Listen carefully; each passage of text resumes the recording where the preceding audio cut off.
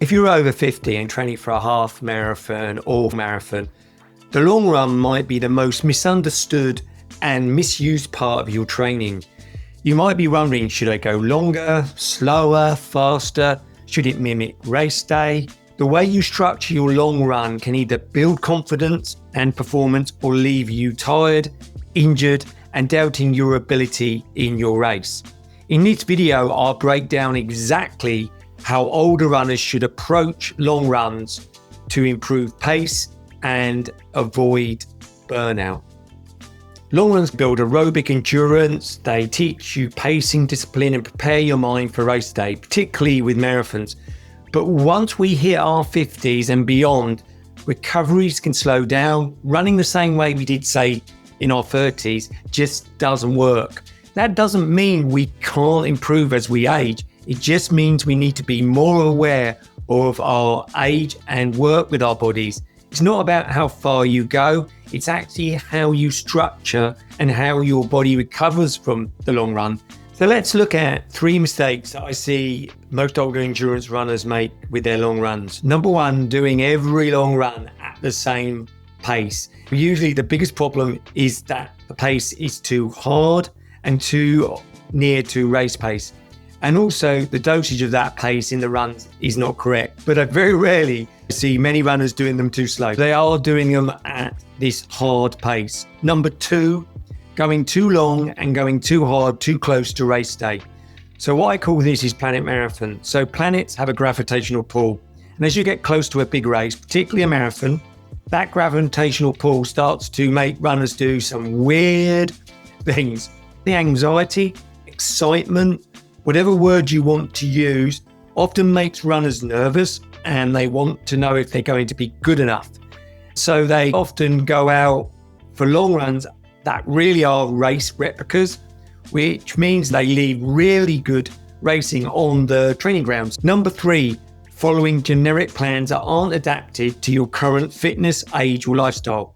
Now, this might come across as a pitch for coaching, but see it so often with long running, particularly where somebody will say, the plan says you've got to run 20 miles.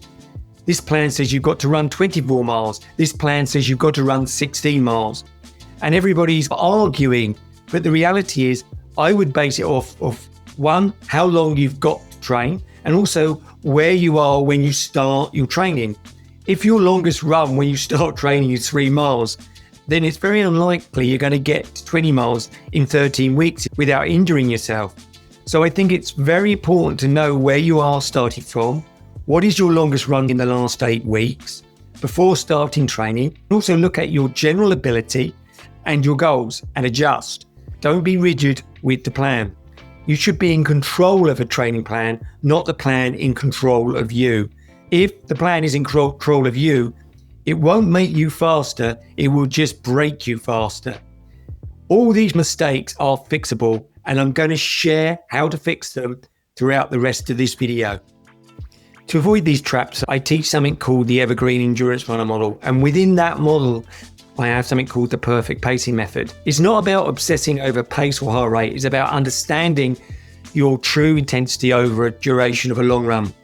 If you can dial in your effort elegantly, easy runs truly will be easy. Yes, they'll be hard on the body if you're out for a couple of hours. However, you will run efficiently if you tap into the actual effort you are making while you run.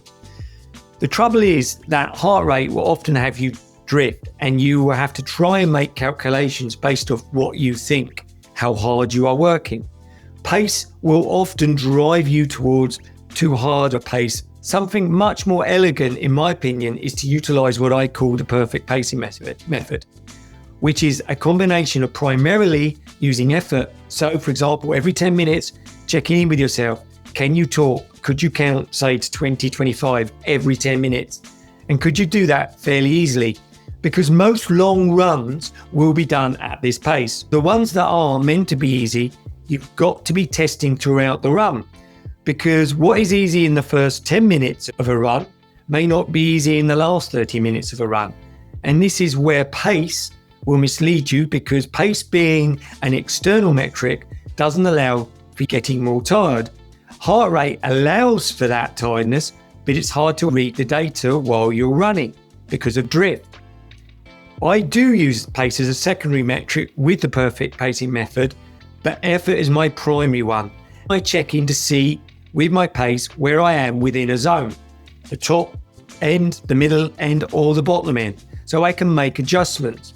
I always utilize effort as my primary metric so that it keeps me honest throughout the long run. So how do we structure the long run itself? Actually, you don't have to stick to one format. Variety is your friend, but timing is everything. Here are 4 styles I use with my athletes.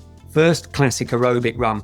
Long run, easy zone 1 and 2, time on your feet, making sure it's truly conversational, utilizing the perfect pacing method.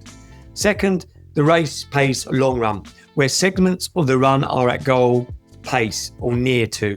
The important detail here is segments are, because that way your body gets stimulation at race pace, but you don't overload the body. This is particularly important for us older runners. If you go out on a long run and most of it is at race pace, all you're doing is in effect doing your race early instead of training. Remember, training is building up capacity, racing is showing what you've got.